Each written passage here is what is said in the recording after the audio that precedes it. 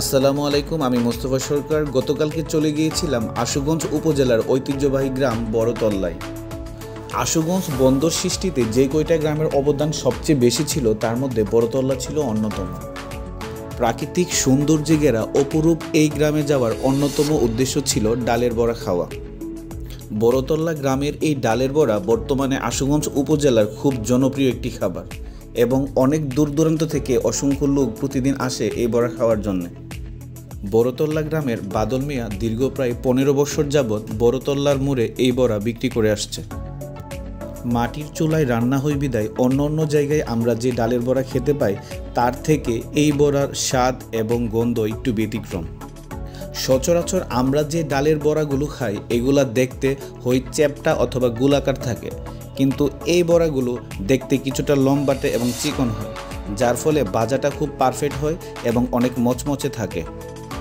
প্রায় 15 বছর যাবৎ এই একই জায়গায় বসে এই বড়া বিক্রি করা হচ্ছে এবং এই বড়াকে কেন্দ্র করে বড়তল্লার মোড় এখন খুব জমজমাট থাকে এবং প্রতিদিন অসংখ্য মানুষ বিভিন্ন জায়গা থেকে এই জায়গায় আসে, আনন্দ ফুর্তি এবং আড্ডায় মেতে থাকে সবসময়। প্রতিদিন প্রায় 8 থেকে 10,000 টাকার খাবার এখানে বিক্রি করা হয়।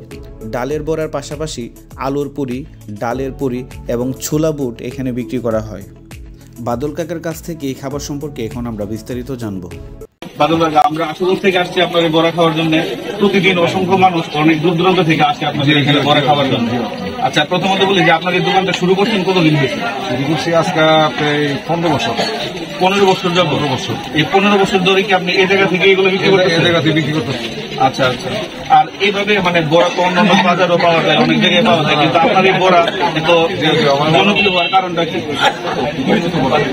মানে দূর দূর থেকে লোক আছে।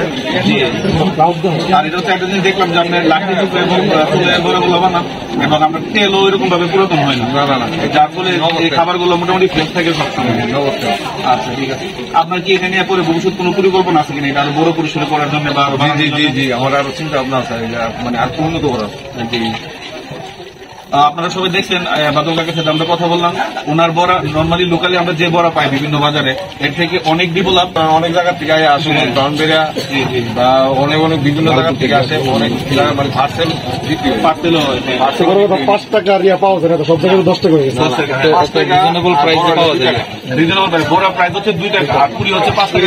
5 টাকা, আলু পুরি আছে 5 টাকা। হ্যাঁ, ক্রাউডটা সবসময় থাকে, আমরা বিকালে ক্রাউডটা সবসময় থাকে, সবসময় একটা ভিড় থাকে এবং এই বড়ার ভিতরে কেন্দ্র করে এই মানে কল্লার মোড়টা মোটামুটি জমজমাট থাকে। আপনারা চাইলে সবাই এখানে আসতে পারেন। বড়তলার মোড়ে আশুগঞ্জ বাজার থেকে আসা খুব সোজা। সিএনজি রিক্সা দিয়ে অনেকে যে কোনো গাড়ি আসতে পারে।